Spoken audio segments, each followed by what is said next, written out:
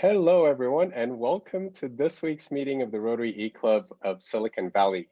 We have such an exciting presentation for you today. We have a full house, members of our club and guests from literally all over the world. We're very excited that you've chosen to join us for your weekly dose of inspiration. And with that, I will hand it over to Helene to do the introduction of our speaker. Wonderful. Well, thank you so much. It's really a pleasure to be here. And I think this is my first time coming to you when you're actually live. And anyway, it is my pleasure also to introduce Greg. So Greg Giusiana has been a Rotarian for over 20 years. He is a member of the Rotary Club of Gilroy. He has served as in the district twice as assistant governor and lieutenant governor. He has been and still is a member of several district committees. He is a past recipient of the Richard D. King Award and the Sidney R. Mitchell Award. Greg is a longtime resident of Gilroy. Among his many community activities, Greg is a past president of the Garlic Festival and past chair of the Chamber of Commerce. He was selected as Gilroy's Man of the Year in 2015. Greg worked for the Gilroy Police Department for 34 years, the last 10 as its chief of police. Greg is currently the vice president of Academy Services at South Bay Regional Public Safety Training in San Jose. He has a master's of public administration from San Jose State University. Greg and his wife, Chris, who is a Morgan Hill Rotarian, and I just want to do a shout out because she used to be a Cupertino Rotarian, which I am. They have 3 grown children and 3 grandchildren. And Greg always likes to say that he joined Rotary as a career move, but then he stayed for the fun. Greg's theme for this year as governor is Make Membership Meaningful. And with that, I will pass it over to Greg. Thank you very much, for that wonderful introduction. And I'm really, really proud and happy to be here at this club. This is the first time I think I've shouted out this far a distance of the people that I've spoken to. So this is really unusual for me. This year, of course, every meeting I'm in has been by Zoom, and with the exception of 2 of the clubs. So that's different than what most governors are. Most of them go to the club meetings in person. So this year it's been an unusual year for all of us. Next. This year is really a historic year for being a Rotarian. We have our first woman president has been selected, Jennifer Jones, who is a wonderful, wonderful person and really dedicated, is going to do a great job. So that's historic for us. Next. Also at the district level, we have selected Hung Wei from the Cupertino Club, who's going to be the district governor designate. The significance of that is that this is the first time in our district history that we are having a woman back-to-back as district governor. So Savita and then Hung Wei, and who knows about next year. Next. And then the big accomplishment we've had worldwide is the ending of polio in 6 of the 7 continents. We're still fighting in Afghanistan and Pakistan, but we're going to overcome that soon. And I know that we will do that. I'm very confident in that. Polio has not gone up, even with all the disruption due to the COVID. The polio numbers are not up this year. They remain level, which is wonderful. Next. So I always start my presentation talking about what is the vision statement for Rotary. I do that because the vision statement really is something that talks about why are we in Rotary and what do we do as Rotarians. Together we see a world where people unite and take action to create lasting change across the globe, in our communities, and in ourselves. 24 very powerful words that really explain what Rotary is all about. And we use this as we go through our Rotary years, as our Rotary activities, as to what is it that we are trying to accomplish. Next. So I'm very honored to be your governor. I'm very, very proud of all the work that the district does. It does incredible work around the world. We have about 100 grants in activity at any one given time worldwide. Plus, there's an awful lot of community events that are going on that are being done. Even in the COVID, we're finding ways to do things to help our communities and help ourselves. It's been an incredible journey to become the governor. I began by being selected in 2017, and I've been working on training and getting support from the district governors and all the district leaders, and it's really been an incredible journey for me. Chris and I have attended an awful lot of Rotary conventions and a lot of training sessions as part of our getting ready for this year. We've met some incredible people who have become friends with them, and I'm still friends with them from all over the world. It's one of the best parts of Rotary to me. If you haven't been to a convention, I would recommend that you do that. Conventions are very enlightening, and they really and truly are something that will impress you for the rest of your life. Next. The next slide is President Holger Karnak. He addressed us about a month ago and to the district. And so if you got to see that, you know what kind of person he is. A very down to earth, very nice person. I've spent a lot of time with him during all the trainings that I've had. He and his wife, Giusiana, are wonderful people. His goals are pretty simple. I mean, he has a lot of things that he's talked about, but his biggest goal is that he wants to grow Rotary. And when he says grow Rotary, he's not, hey, we need to add a bunch of new people to become Rotarians. He wants to make sure that, yeah, we do select new people in the Rotary and we get them involved. But more importantly, his growth of Rotary is around the Rotary's presence in the world. The impact that we do and the things that we do around the world need to grow and become more important. He is also a big advocate of children in being involved. He's been very much involved in youth exchange. He wants to bring youth into Rotary at earlier ages and have them become lifelong Rotarians. My goals match his visions. I'm focusing on membership, the Rotary Foundation, and the public image to help grow Rotary. Next. This is really an unusual year, not so unusual for your club, but for all of the other clubs because they're not meeting in person, and a lot of the fellowship things that they're used to having don't occur. The RI theme this year, Rotary Opens Opportunities, really has been a good theme for this year because of COVID-19. We've had an awful lot of opportunities for growth. People are learning new technologies. They're rethinking how they're doing fundraising and community events, and they're serving in different ways than they have in the past. There's a lot of outside the box thinking. I've always said part of my thing as I've been talking to the clubs, we need to be flexible. We need to be able to adapt, and that is more important now than ever. I started talking about flexibility well before COVID hit, and really it was a little bit of prophetic. We need to be so flexible in order to make sure that we are relevant around the world. Next.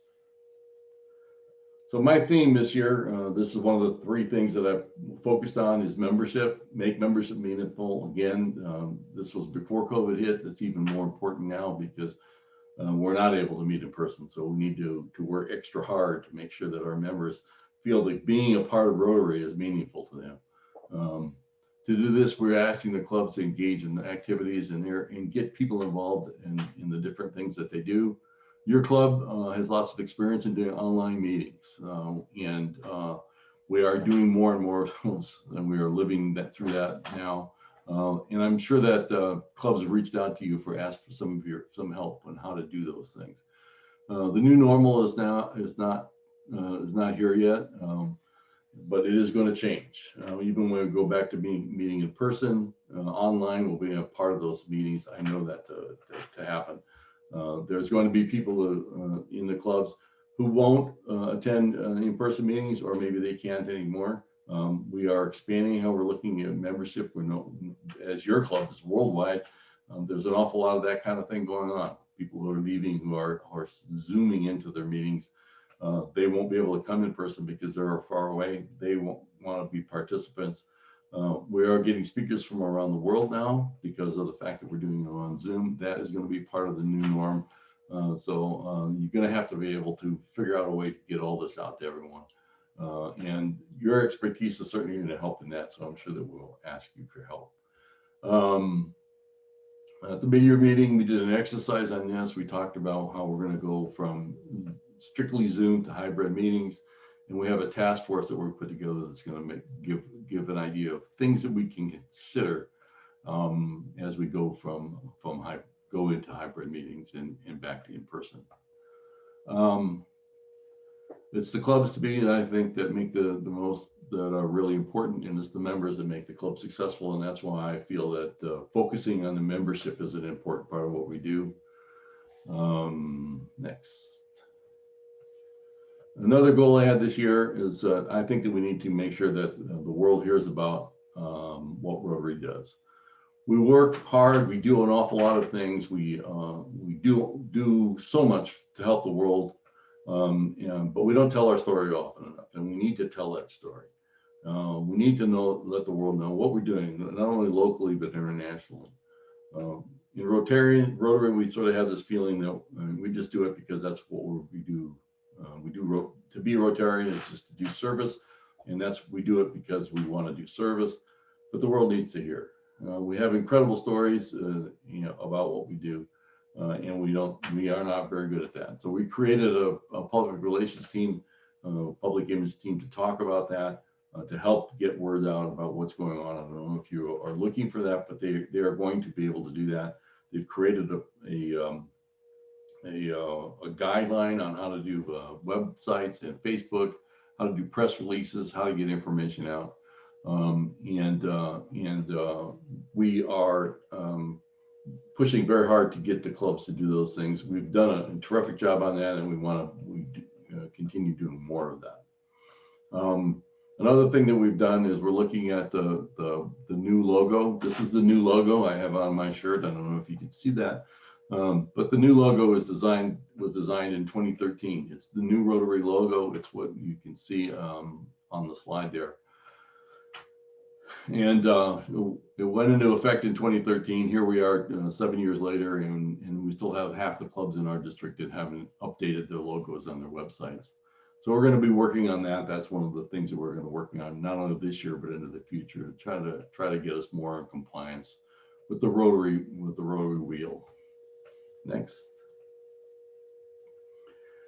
The purpose of the district is really just to be here and to support and inspire the clubs. That's what our purpose is. It's part of our strategic plan. We don't do at this district. We don't do a lot of district events. We don't do district fundraising. We try to allow the clubs to do that. We feel that the clubs are better able to assess what needs to be done.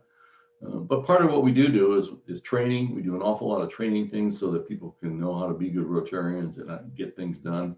We do things to help inform people in Rotary about what goes on in the district, and we try to help with fellowship. And so that's what we do, and the events that are coming up to the district are about that. The book club was created. We did that this year to do a fellowship thing. The fellowship is sort of fallen by the wayside again because we're not meeting in person. So we have a book club. The design of that is that there are a lot of Rotarians in our district who are authors, and so we have Rotarian authors. That's the book that we read, and that's the book that we talk about. And we have the author there so that they can talk about their book at their upcoming meetings. Pre-Pets is coming up. It's going to be a virtual Pre-Pets that's coming up for your president-elect, so you know, the 23rd and the 28th of this month. We have created a Zoom to Learn program where we monthly are putting on some additional training for the district, things that maybe we weren't able to go into in depth in other trainings. This month was youth services, and next month in February will also be services. Our pets is going to be virtual this year, March the 5th through the 7th. The district training assembly is going to be on 6 days, 2 Saturdays, 2 Mondays, and 2 Thursdays, starting on the 24th of April, to give training for all of you. The district conference, I know that all of you can't come to that, but the district conference has been changed. We were going to do that in May. We've moved it out to July. We're trying to do everything we can to make that be an in-person celebration. And we are working on ways to make that a hybrid so that we can demo that to all the clubs about how we do those things. And the RI convention is coming up in June. So that's kind of the advertisement, and so I've given you a little idea of what my ideas are and what I was trying to accomplish this year. And believe it or not, we've done a pretty good job of a lot of those things. But to wrap up, I just want to leave you with a little story, a little Rotary moment. We never know when we get involved in something in Rotary how much it's going to change the world. And so I'm going to tell you my story. This is Malcolm, and I'm going to tell you his story. Malcolm was a Rotarian, and he had leukemia. Malcolm needed a bone marrow transplant, but the doctors were having trouble finding him a donor match. So one of the members of my club felt there must be something more that we can do. So we asked the community for help. Let's get everyone we know and everyone they know tested for Malcolm. Well, as hard as we tried, we didn't find a match for Malcolm. But fortunately, one was found. And now over 20 years later, Malcolm is still an active member of my club. But that's not the end of this story. It's really just the beginning. You see, since then, doing a donor drive has become an annual event in Galway. The Red Cross says it's one of the most successful drives in the country. Because of our efforts, thousands of people around the world have added their name to the donor list. And around the world, there's a lot of people who were praying for a miracle and were able to find their donor. Think about all the lives that we've changed since we started this. And one of those lives was mine. I happened to be the first person in this community project to become a donor. Imagine being able to give someone a new life. It was an incredible experience, and it changed my life forever. If it weren't for Rotary, this wouldn't have happened. Rotary does incredible work around the world. Wherever Rotary exists, lives get better. We just wanted to help a fellow Rotarian. We ended up making a lasting change across the globe, in our community, and in ourselves. That's what people of action do. That's what Rotary does. So I'm just here to thank you for being Rotarians and for all that you're doing around the world. Thank you so much for listening.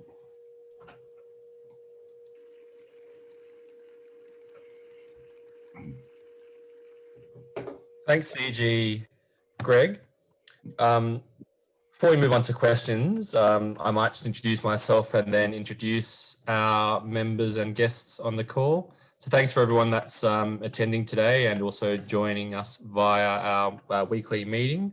I'm Brett Sham, the president-elect of the club, and I'm from Sydney, Australia. So I'd first like to introduce our guests on the call. So we've got District Governor Gregg. Welcome, thanks for coming along. I think everyone would have heard Assistant Governor's Helene introduction, but we've also got Lieutenant Governor Art and Assistant Governor Helene joining us. So thanks for coming along today. We've got President Raquel. Hi, Raquel. I think you're in Amsterdam at the moment. And we've got a few of our other members from California, I think including Rushton, Phil, Sandy, Shags, Cecilia, and Fahim. We've got Nick in Canada, Imad in Morocco, Chavatko in Johannesburg, South Africa, Nate in Japan, Gabby from Salt Lake City, and Tanya in Atlanta. So great to have you all on the call. So I might open up for questions now. I think Rushton, you might have one to kick us off. Absolutely. District Governor, thank you so much for your presentation. I especially enjoyed the story at the end, a good reminder as to why we do what we do. Having visited all of the clubs in the district, I'm curious if anyone has asked you a question that especially surprised you or intrigued you at one of these visits along the way. So is there a favorite question that has been a part of your experience over the past 6 months? You're catching me. Thank you for that, but you're catching me a little off guard. I haven't really thought about that. I think that a lot of it has to do, a lot of the questions that really have to do with how we're going to get through all of this Zoom problems and the COVID problems. And so there's been an awful lot of that discussion that went on during the question and answers. There was a couple of questions. I went to the Cupertino Club. They asked me what my favorite food was, just to sort of get an idea of who I was. They asked a couple other questions like that. There was sort of not things that I was expecting. I was expecting more Rotary stuff, but they were more interested in my personal stuff, which I thought was wonderful. I thought that was a good part of it, because I know we have the bio that we give out, and I do that for just to kind of give you a round idea of me, but there's certainly an awful lot more of me than just that. And so they were more interested. So that was probably the most unusual part of the questioning that I had. Thank you for that. Thank you. And just for the record, what is your favorite food? I'm a pasta person. I love pasta. I grew up with it, and then any kinds, whether it's a short or long, with sauce or just some olive oil, it doesn't matter. I'm a pasta person. Thank you. Got a question as well. So I think you talked about COVID-19 and how it's changing how clubs are meeting via Zoom, etc. How do you think it's changing how we do projects, how we create change in the world and have an impact? And how will it change not only during the pandemic, but once it's gone, how we sort of adopt and maybe use that as a catalyst for change moving forward? That's great. I love that question, because it's not only the immediate but the future. And I think that the immediacy of it is, we're not being able to meet in person. We're not able even to go out and do, in my county, in Santa Clara County, we're not even able to go out and do too many projects because you have to keep all the social distancing. So it's difficult to do community projects. So they've done other things. They've done things where they can do it social distancing. So they're doing packaging of food, which can be done separately, and they're doing things. People are doing things in their garages or where they just put together backpacks and those sorts of things. So they're thinking of different ways of doing them. Long term, I think the difference is going to be that we're going to be able to do more. We're going to be able to, because we're going to be able to draw on more people around the world. Because I think Zoom is going to be part of Rotary for the rest of our lives and beyond. We are going to be doing Rotary by Zoom, so we'll be able to do things that as you are. I mean, you're all over the world, and that's how we'll be looking at projects in the future. Not just the local ones, but we can help out in some other part of the world, and where we have members of our club that are there. And I think that's really a change in how we think about stuff. Also, we are going to be able to get an awful lot more expertise through Zoom, because we can invite people to be part of us, be part of our meeting, who can tell us about, hey, this is what I did here, and then we can take that information and use it in our own communities. So thank you. I think, Nate, you might have a question. Saw something, you put something in the chat. Yeah, thank you. And thanks for the presentation. That was great. Kind of a two-part question, so answer one or both if you can. But you'd mentioned earlier, and maybe I missed a couple of things, but I'm curious about what your club has discussed in terms of making the Rotary experience more meaningful for members. That's something we've talked a lot about over the last couple of years, as well as what are some of the ideas you floated to tell the Rotary story and get kind of the word out so people understand what Rotary does more. Because I do find here in Japan, when I talk about it with expats as well as the Japanese, they don't really get it. So I'm kind of curious what strategies you're using on those fronts. I'm sorry. The first part of your question again. I'm sorry. What are you doing to make the Rotary experience more meaningful for your people? Okay. Yeah. So I talked an awful lot about being flexible. This was before COVID, because but the complexion of the Rotarian is changing. The demographics of Rotary is different. When I old white guy that I am. We went to lunch every day. We had some sort of lunch thing. We went to our lunch meeting. It was sort of a normal part of our how we existed. In the Silicon Valley now, people don't do that. They have changed how they function, and they're not able to get away from their office, and they're not often able to get away from their desks. And so we had an awful lot of discussion about that. About does it matter to be a Rotarian that you go to the meeting, every meeting, or is it more important that you be involved? And that's the flexibility that I really want us trying to push for. Just get involvement with the people. Have them be involved in the projects and the efforts that we're doing and the fundraisers, and be a part to celebrate all of those things. The meeting is the secondary part of it. And believe it or not, that's a difficult thing for a lot of clubs to grab onto. They really feel like, the old, used to be in Rotary, right? They check that stuff and they sent you nasty letters if you missed too many meetings and those sorts of things. Well, that's changed. The world has changed, and we want to make sure that Rotary is designed around the people that are going to be Rotarians now, and having make those things flexible is allowing us to get them more involved. Clubs are doing things like this. They have one meeting a month, and the second meeting of the month is their project, and so they do a community project once a month. That's a big change in the way we used to do it, where and the other part of it is the sitting down for the meal stuff.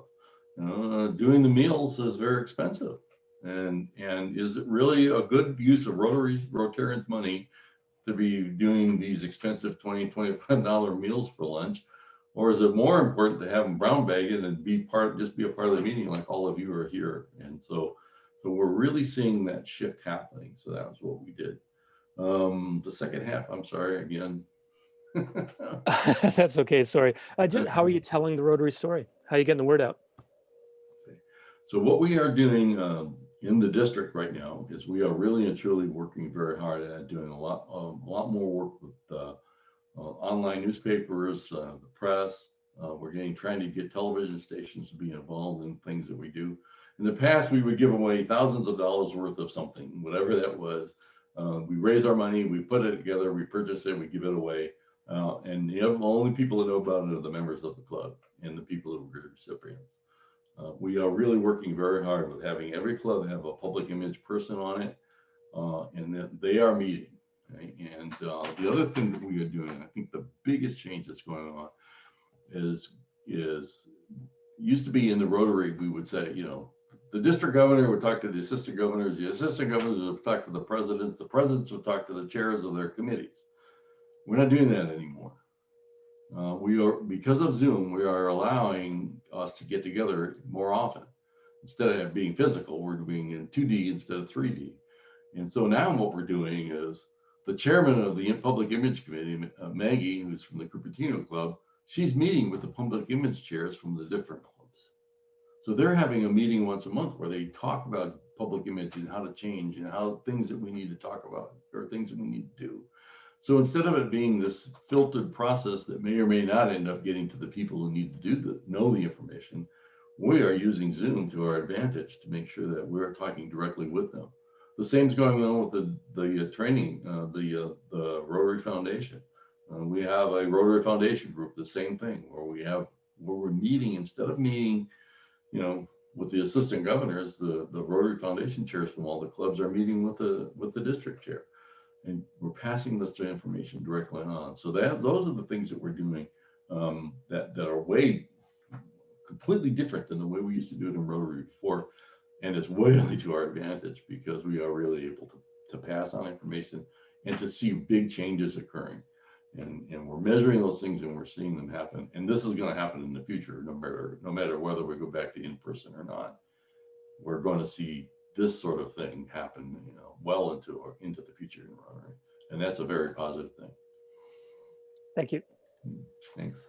Thanks, Dave. Thanks, DG Gregg. So might wrap up the Q&A there. Before I hand over to DG Gregg just for his final closing comments, just again like to thank all our members and guests for joining us today, and for those people joining us via our website for the weekly meeting, just really encourage our members to please complete the attendance form And for our guests, please complete the makeup form, and that'll allow us to also email you a receipt to say that yes, you've attended, which you can pass on to your club secretary if you're a fellow Rotarian from another club.